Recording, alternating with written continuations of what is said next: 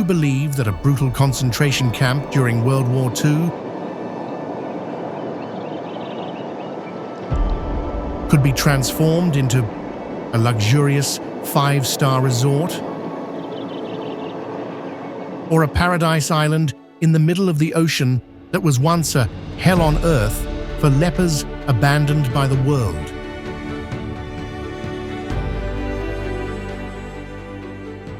This is the Balkans, a land of crazy paradoxes. Here, people calmly drink coffee right in the tomb of a Roman emperor. Monks have to bet their lives, hanging on a 900-meter vertical cliff just to find peace.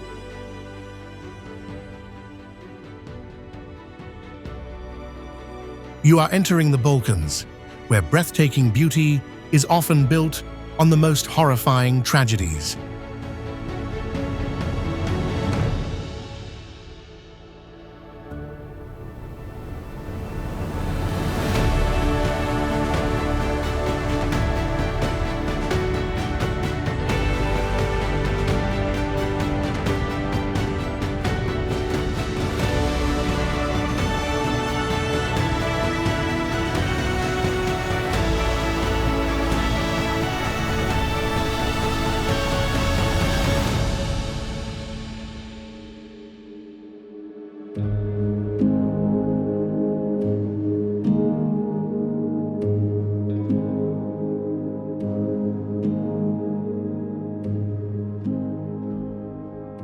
Some places in Europe look peaceful only because their walls have learned to keep silent.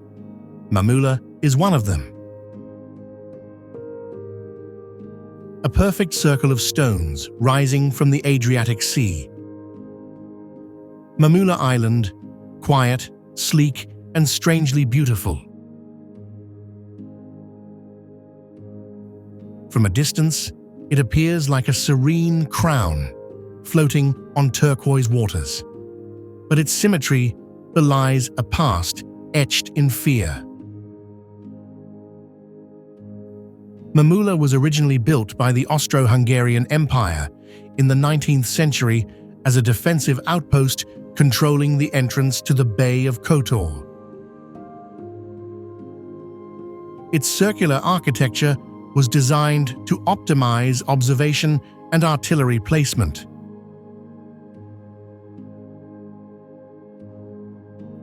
During World War II, the fortress's role changed dramatically.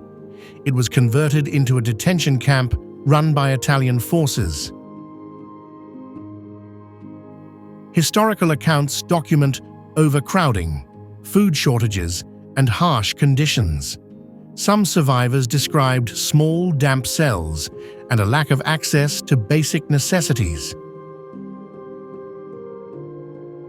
Today, the corridors where guards once marched have been polished into luxurious suites. The watchtowers are now observation decks. The courtyard where prisoners counted time is a swimming pool surrounded by custom-built stone walls. For some, it's a recovery. For others, it's like erasing a wound that has never healed.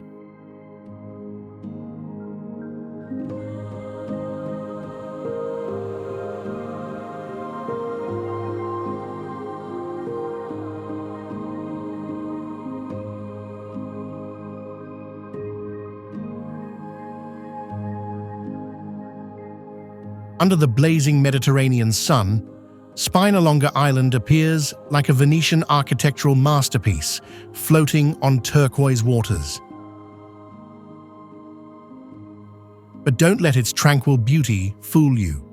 Every stone here bears the weight of thousands of lives rejected by the world. In the early 20th century, the island was not a relic, but a sentence. It was Europe's last leper colony. People with Hansen's disease were brought here on one-way boats, separated from their families and deprived of any hope of returning. They arrived with the desperate belief that their lives were truly over. Yet within those isolated prison-like walls, a miracle of survival took place. These forgotten people refused to surrender to fate. They not only existed, they lived proudly. They opened grocery stores, built schools, grew flowers, and established their own social order. The settlement has been closed for more than half a century, returning Spinalonga to its former tranquility. But today, standing on the city walls overlooking the vast ocean, you will realize a haunting truth. The peace here is not a gift from God. It is a reward for the extraordinary efforts of a resilient community that has found dignity in the heart of hell.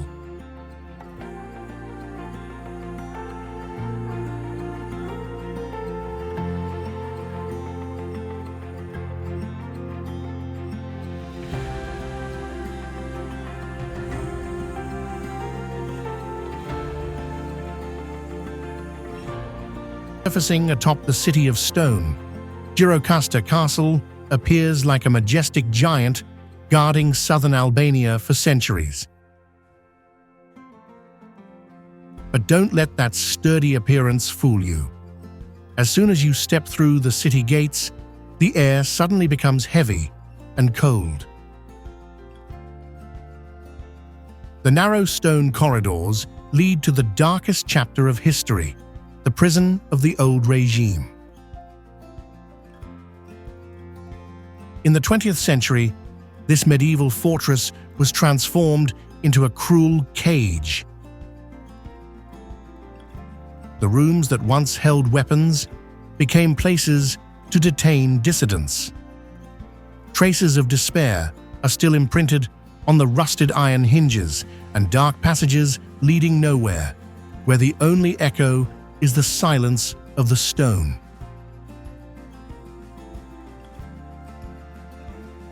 In the heart of Ottoman and medieval architecture is the metal skeleton of an American spy plane. A modern reconnaissance machine of the Cold War, now broken and rotting, imprisoned forever within the ancient walls.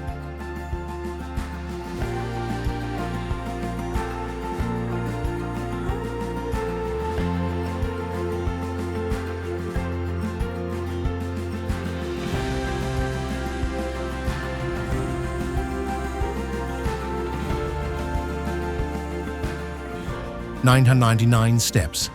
That's the price paid in sweat to conquer the top of Palamidi. This steep path leads to a geometric military masterpiece, where 8 fortresses are arranged inside each other, forming a network of defense without dead corners. From above, it looks like a proud stone crown on the head of the city of Nafplio. However, the higher you go, the colder the wind whistles and the tighter the stone walls become. In the 19th century, this architectural masterpiece was cruelly transformed. It became a tomb for heroes. Inside the cold stone is where Theodoros Kolokotronis, the general who brought freedom to Greece, only to be imprisoned by the new political system. His cell has no windows, only a narrow slit, allowing a weak ray of light to pass through, enough to distinguish day from night, but not enough to nurture hope.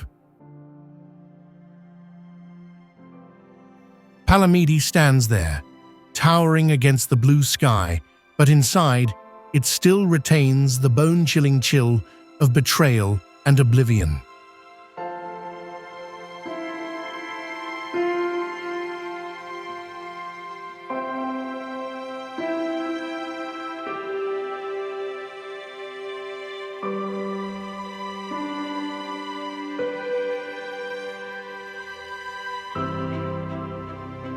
Floating on the crystal-clear waters of Lake Ohrid, Bay of Bones could easily be mistaken for a romantic prehistoric resort. The The wooden huts, arranged in perfect circles, easily give people the illusion of a romantic life. However, the truth behind these round wooden huts is much more brutal. This is actually a cage built from humans' primitive fear of the natural world.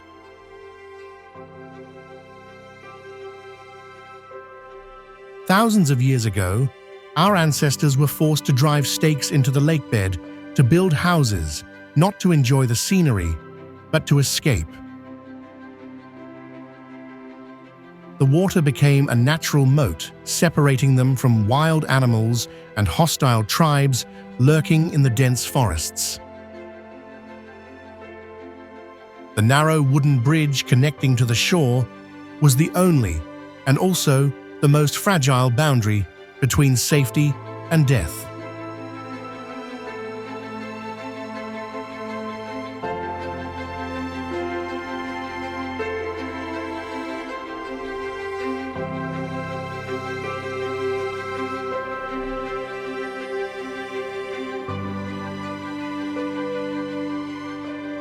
In the heart of Pristina, a bizarre structure rises like a giant puzzle of concrete and glass. The National Library of Kosovo is unlike any library you've ever seen. Its 99 white domes are completely covered by a dense steel mesh, creating a controversial visual effect. Is it protecting the knowledge inside, or is it imprisoning it? Completed in 1982, the building immediately divided opinion. To some, it was a daring masterpiece, defining the identity of a volatile region. But to others, the metal mesh turned the building into a prison of books. Each dome beneath the mesh is a sealed archive containing centuries of Balkan history lying dormant in the shadows.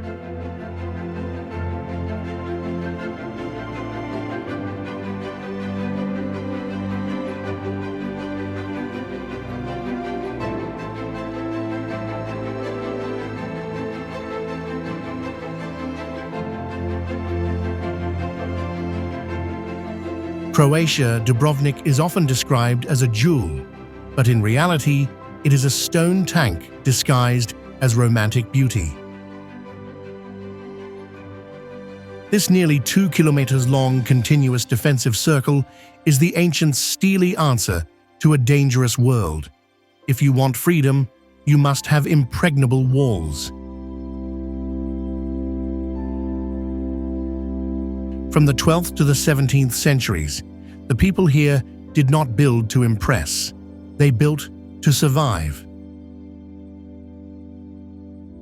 This complex system of fortifications was so strong that invading armies often chose to pass through rather than attack head-on.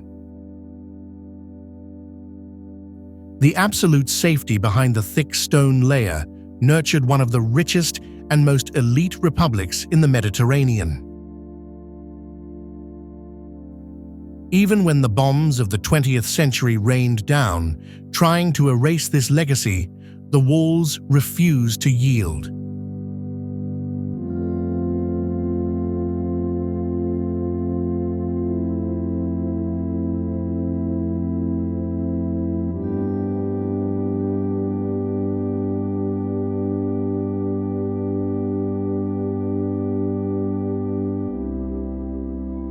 Located at the entrance of the Iron Gates Gorge, where the Danube River rages most fiercely, Golubac is no ordinary fortress.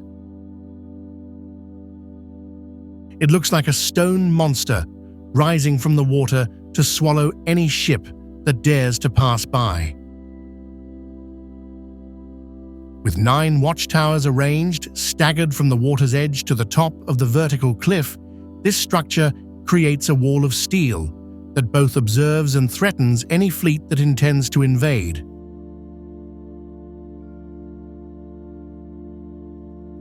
Born in the 14th century, Golubac is a multi-personality in military history. It has flown the flag of Serbian kings, witnessed the march of Hungarian soldiers, the rule of Ottoman commanders, and then the Habsburgs. Each time it changed hands, the fortress was reinforced. New layers of stone piled on top of old, making this place a living textbook on the evolution of siege tactics.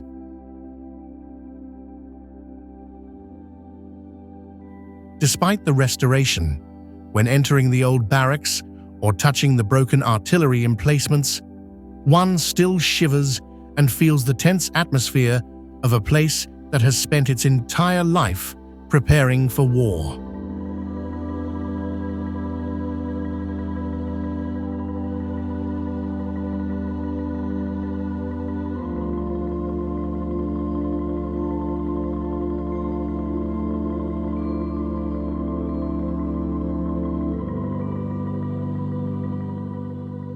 Kalemegdan rises at the junction of the Sava and Danube rivers, two rivers whose convergence creates both opportunity and danger.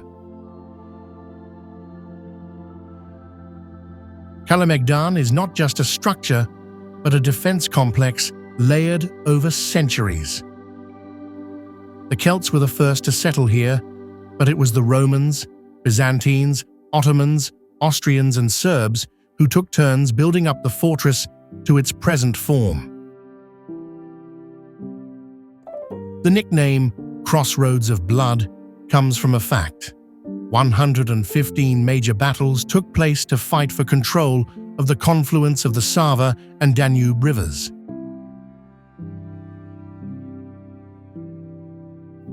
Each occupying empire left its own unique technical mark. The Romans built castrums, barracks, as foundations. The Byzantines reinforced the walls. The Ottomans added gates and artillery positions, while the Austrians modernized the defenses to 18th century European standards. The building materials were a constant recycling of the rubble of previous sieges.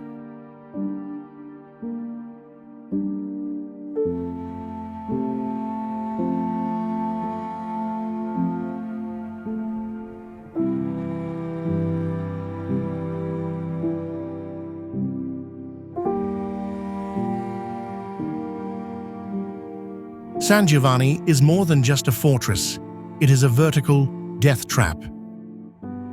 Instead of hugging the terrain, the walls climb up the sheer limestone cliffs to a height of 280 meters, forming a suffocatingly closed triangular shield.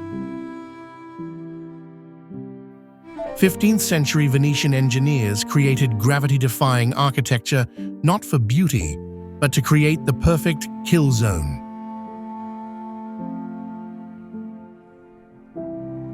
The 350-plus steps are a physical challenge for visitors today, but in the past, they were a deadly journey for invaders. The zigzag structure was carefully designed to create choke points. Enemies were forced to move in single file, making them easy targets for defenders hiding behind the blockhouses and stone platforms suspended above.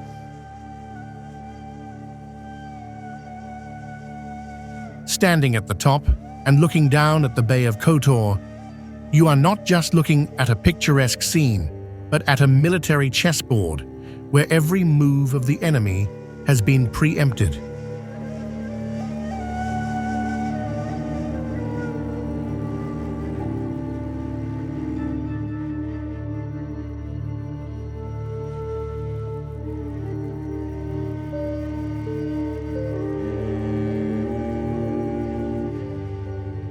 Perched on a rocky peninsula squeezed like a loose noose by the Yantra River, Tsarevets is more than just a fortress. It is the city of the Tsars, the proud heart of the Second Bulgarian Empire. The natural terrain here created a perfect trap, turning Veliko Tarnovo into an impregnable fortress that required little human intervention.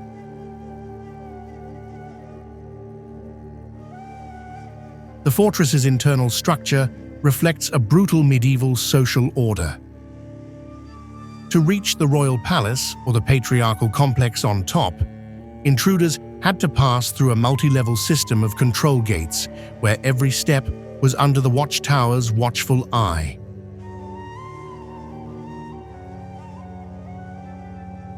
The winding bends of the river below were not for sightseeing, but to slow down the enemy's advance, making them easy targets for bullets from the watchtowers above. The darkest highlight of Tsarevets is Baldwin's Tower. According to legend, this is where the Latin Emperor Baldwin I was imprisoned and died after his defeat by the Bulgarians. The tower stands as a chilling warning. In Tsarevets, even the most powerful Western kings are mere prisoners in the hands of the Eastern Tsars.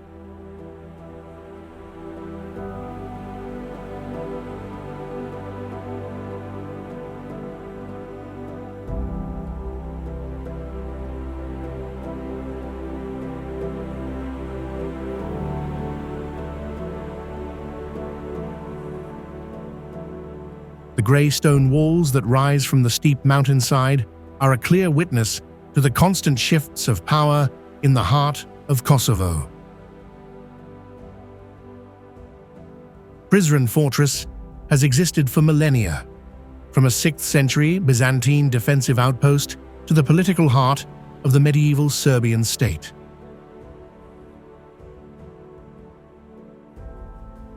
The fortress's status was enhanced when it became the center of power for the Nemanjić dynasty. From this height, Serbian rulers not only protected the town, but also closely monitored all movement in and out of the southern gateway. The structure of the fortress shows a clever adaptation to the terrain. The defensive walls run along the slopes and utilize the natural rock formations as a solid foundation. When the Ottomans took over in the 15th century, they further reinforced and modernized the fortress to accommodate new artillery tactics, transforming it into a multi-layered military base over the centuries. Each era left its mark here, but none erased the one before it. Prizren continues to grow, along with the same mountain range that has watched over it for over 1,000 years.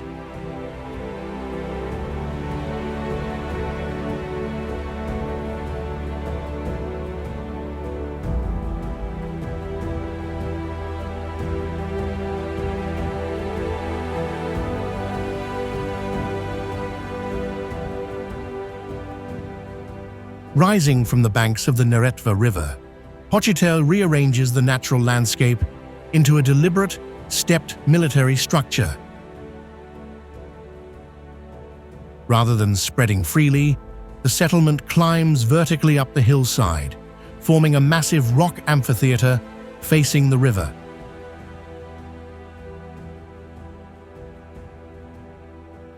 From the 14th to 16th centuries, architects used the steep terrain to their defensive advantage, with fortified gates at the foot of the hill protecting the network of houses and public buildings above.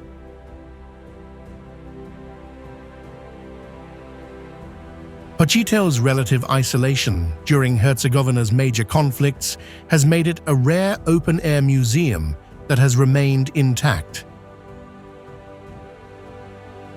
Here, Ottoman architecture is not just a ruin, but a living organism. Mosques, hammams, and paved courtyards still retain the rhythm of a bustling town that once lived on trade and military affairs.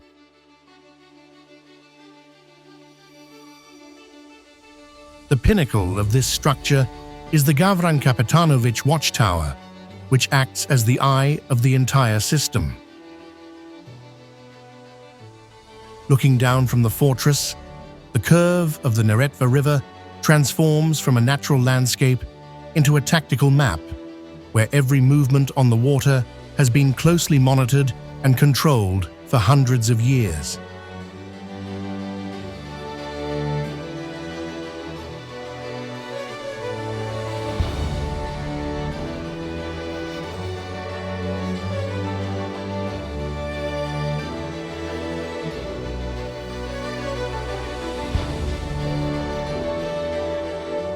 Dominating a high hilltop overlooking the Ionian Sea, Clamutsi appears as a proud outlier in the Peloponnese.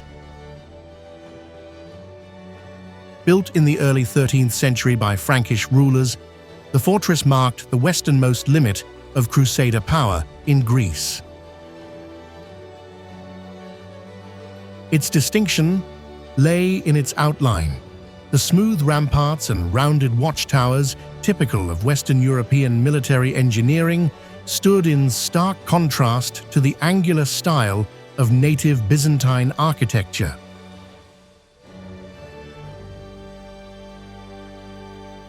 Within that stone shell was a tight hexagonal plan, surrounding a vast central courtyard.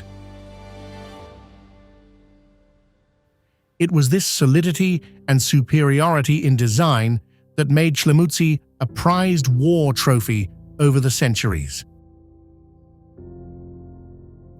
Although the flags on the watchtowers changed hands repeatedly, from Frankish to Byzantine to Venetian to Ottoman, its core structure has remained largely intact, a testament to the pinnacle of medieval military engineering.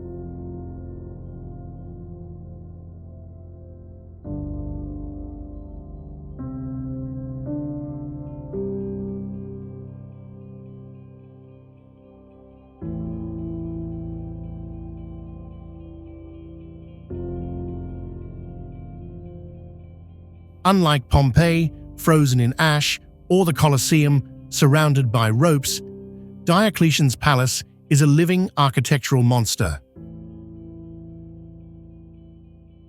It is not a monument to be visited, but a giant stone skeleton, and inside it, an urban organism has grown and taken root for the past 1,700 years.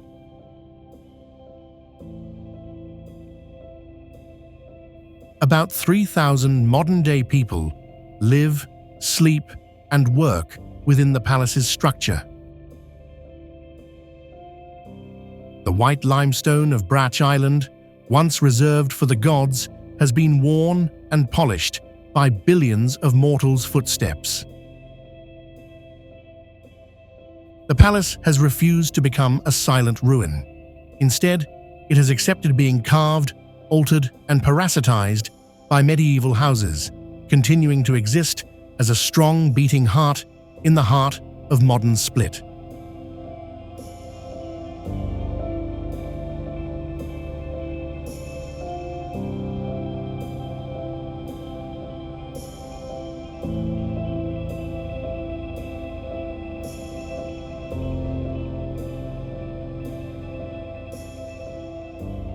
Shockingly situated on the shores of the deep blue Adriatic Sea, the Pula Arena is a colossal block of white limestone, incredibly well preserved, even surpassing its Roman cousin, the Colosseum, in its shell.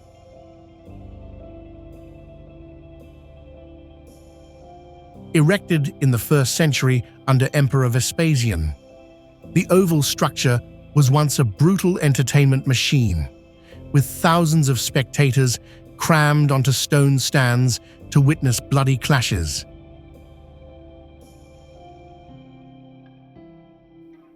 Underneath the yellow sand of the arena floor lies a dark labyrinth of underground tunnels.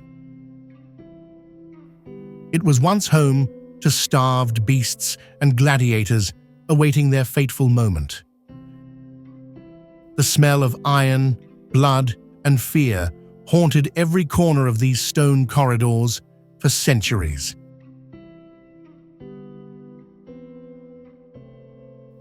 Today, the Pula Arena continues to serve the community, but with a more humane mission.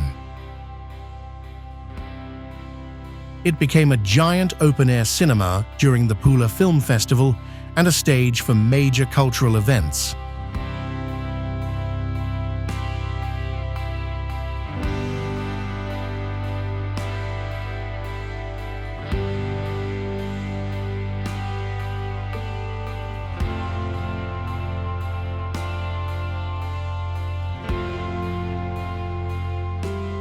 Straddling the Emerald Neretva River, Stari Most was a masterpiece of Ottoman architecture that stood for 427 years, a stone crescent connecting the east and west banks.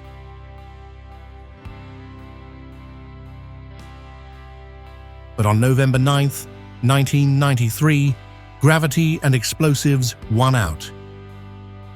The bridge collapsed under artillery fire, dragging the heart of Mostar into the icy water. It was more than just the destruction of a building, it was the severing of a cultural artery.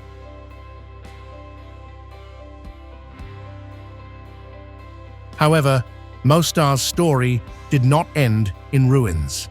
An unprecedented rescue operation was launched. Hungarian military divers dove into the rushing water to retrieve the giant blocks of the original stone. International engineers refused to use modern, reinforced concrete. Instead, they went back to the ancient quarries of Tenelia using metal studs and egg whites, accurately recreating the construction techniques of the 16th century. Starry Most stands there, white and proud in the sun. It is the most vivid proof that humans can destroy history in minutes, but are also willing to spend decades repairing what has been lost.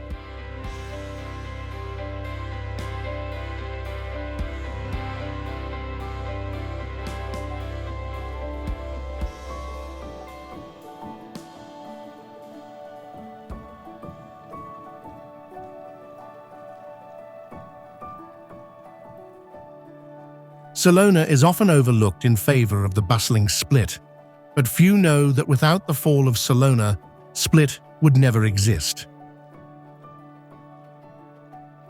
Lying quietly at the foot of the Dinaric Mountains, the ruins of Salona appear like a giant skeleton of the Roman Empire that once dominated the Balkans. At its peak, it was the capital of the Dalmatia province with more than 60,000 inhabitants, a megalopolis complete with arenas, baths, and magnificent cathedrals. But that prosperity ended abruptly in the 7th century, leaving behind a sprawling and haunting archaeological landscape. The most shocking sight is the Manasterine necropolis. Here, hundreds of limestone coffins lie scattered on the grass, many with broken lids or cracked. It is not a solemn resting place, but the scene of a chaotic flight as Avars and Slavs descended. The living had no time to protect the dead. Salona has no roof, no inhabitants, just endless stone foundations stretching across the fields. It is a stark map of a city wiped out, where nature has encroached and covered what was once the most brilliant center of power on the Adriatic coast.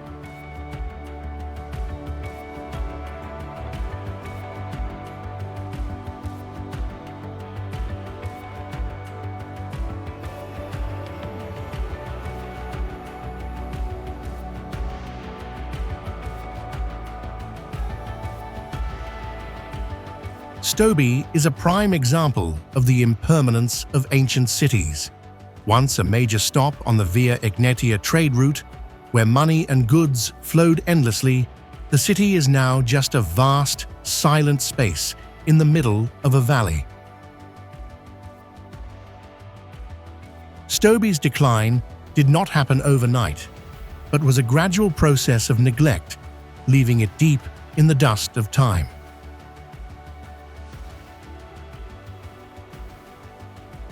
Archaeologists have unearthed vast theaters, palaces, and cathedrals, evidence of a highly developed social life. However, human life has drained away from this place, leaving behind a bare architectural space. Corinthian columns standing alone in the sky, steps leading to nothingness, and dried-up baptismal pools create a scene both majestic and tragic.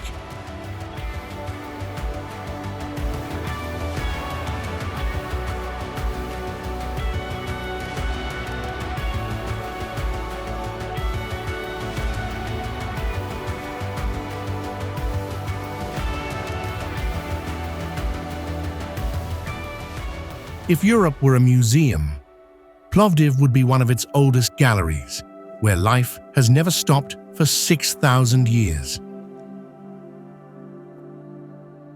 But the city's most dramatic feature is not its age, but its treatment of its heritage.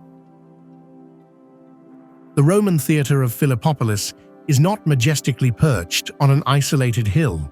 It is sandwiched between the hustle and bustle of urban life, a sudden time slice in the heart of the 21st century.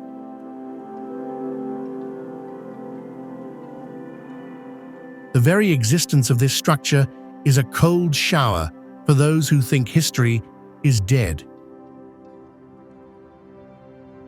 With a capacity of thousands and a direct view of the Rhodope Mountains, this theatre was once the seat of power in the province of Thrace. Buried by invasions and forgotten, it has emerged not as a frail ruin, but as a magnificent stage ready for immediate action. People in Plovdiv walk, live and drive right next to the 2,000-year-old stone columns with a strange calm. It is the forced coexistence between ancient stone and concrete that creates the magical attraction of this place.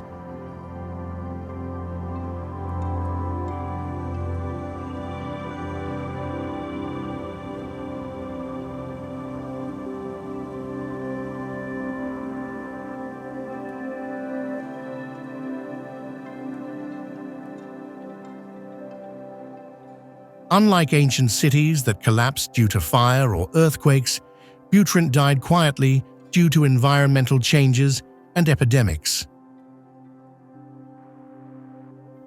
As the surrounding swamps spread, bringing malaria, people gradually withdrew, leaving a prosperous urban area for vegetation to take over. This abandonment has turned Butrint into a unique ecological time capsule.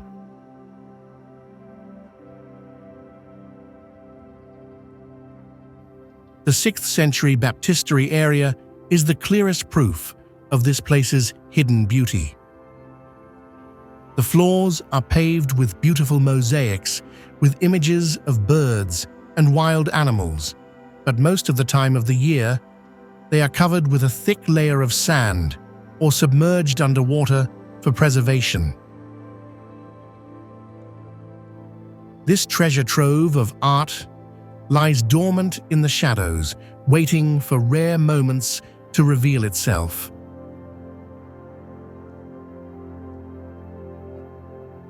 Butrint is a textbook of Mediterranean history, written one on top of another. On the same narrow plot of land, step under the giant stones of the Illyrian Wall. Touch the Roman columns, look up at the Byzantine cathedral, and end the journey at the Venetian watchtower.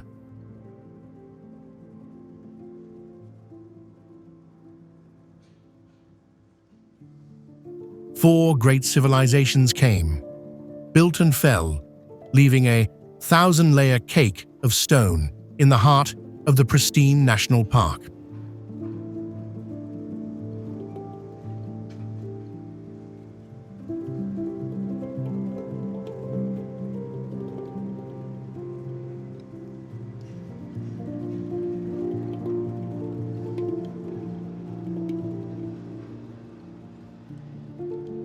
In the world of architecture, location is often destiny.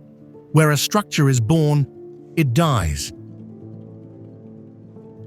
But the Arslanagic Bridge is a rare exception that breaks this immutable rule. In the mid-20th century, this 16th century Ottoman masterpiece faced a death sentence.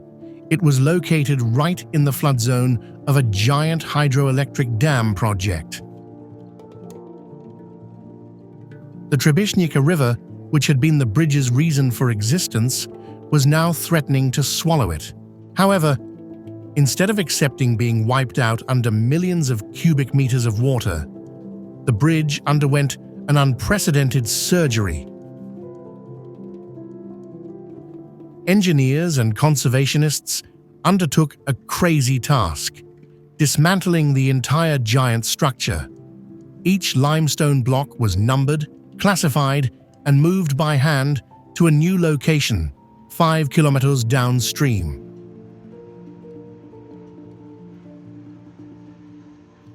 Today, Arslanagic stands in its new home with a surprising calm. Its distinctive double arches and asymmetrical spans remain geometrically perfect, as if they had never been torn apart. It is more than just a bridge. It is a great survivor, a testament to how humans can manipulate geography to preserve historical memory.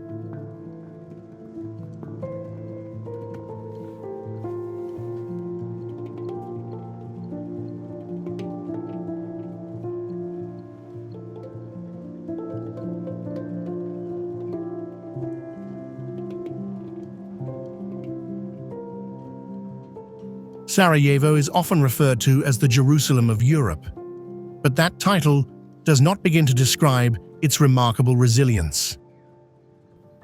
The city is a living testament to the resilience of humans after disaster.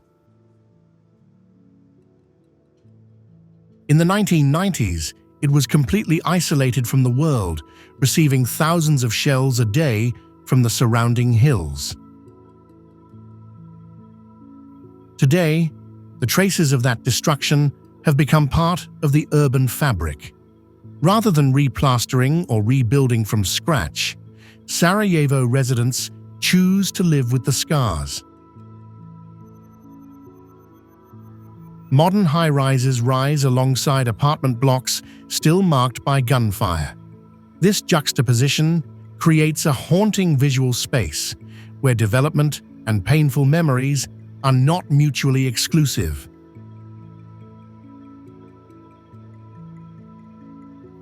The city is not museumized to inspire pity.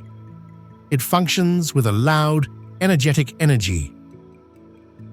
The bustling Bashcharshia markets, historic bridges over the river, and packed cafes are the most resolute response to the past. Sarajevo has been wounded, but it still walks proudly.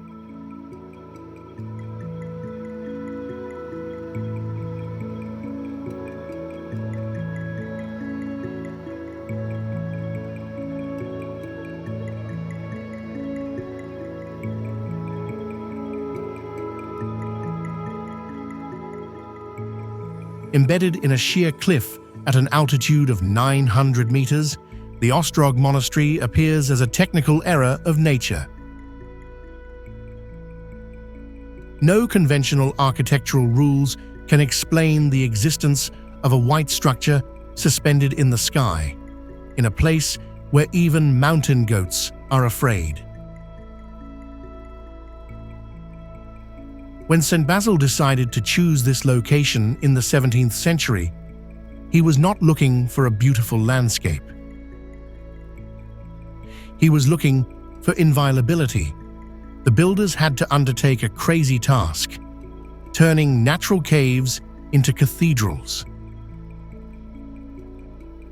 The ceilings are rough stone, the walls are cliffs, and the ancient frescoes are not painted on a flat surface, but follow the rough cracks of the geology.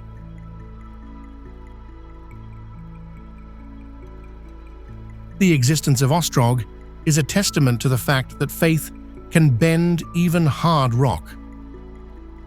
From a distance, it looks as fragile as a bird's nest, but in fact, it has withstood hundreds of years of wind and war, becoming an organic part of the mountain, where the boundary between man-made structures and wild nature is completely erased.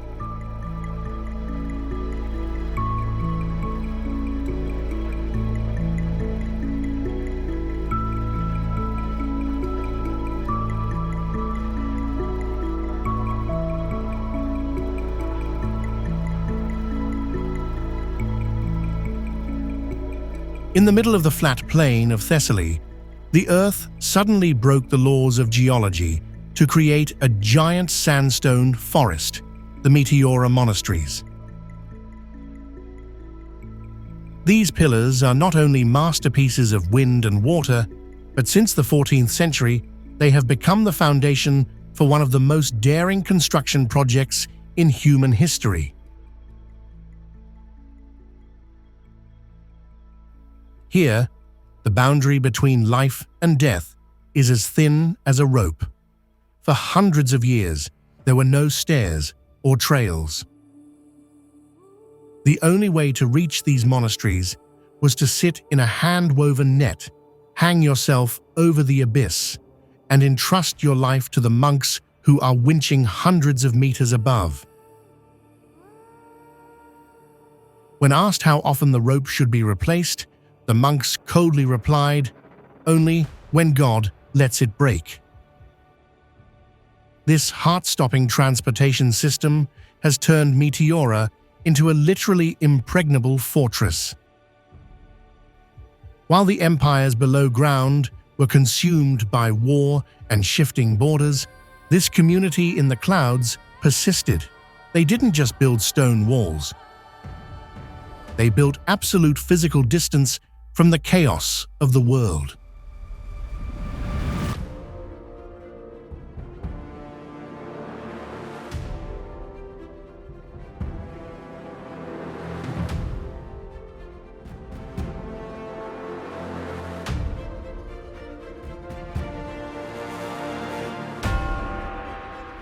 A brilliant white scar cutting through the dark limestone cliffs of Amorgos, Panagia Hozoviotisa, defies conventional building rules. Suspended 300 meters above the rolling Aegean Sea, the structure is not on the ground, but clamped into the mountainside. Measuring just 5 meters wide in places, but reaching up to 8 stories high, the monastery resembles a vertical ship permanently anchored to the sheer cliff face. Dating back to the 11th century, its architecture is the result of a perfect compromise with the terrain. There is no wasted space, no spacious courtyards. The Byzantine architects used every natural niche to create chapels, rooms, and storage, turning the mountain behind into the main load-bearing wall.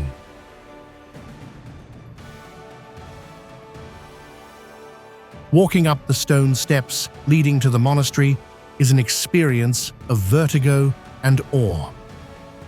The Mediterranean sea breeze blows directly into the facade, eroding and bleaching the walls over millennia. This is where the boundary between man-made structures and wild nature is blurred, creating a space where people feel extremely small compared to the deep blue abyss below.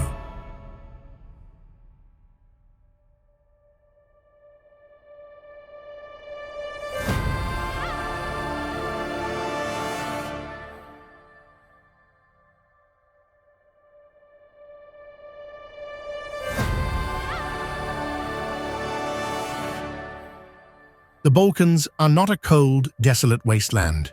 They are the most living museum humanity ever intended to build. Empires fall, borders change, languages rise and fall. But the stones remain, standing firm, long after the world around them has changed.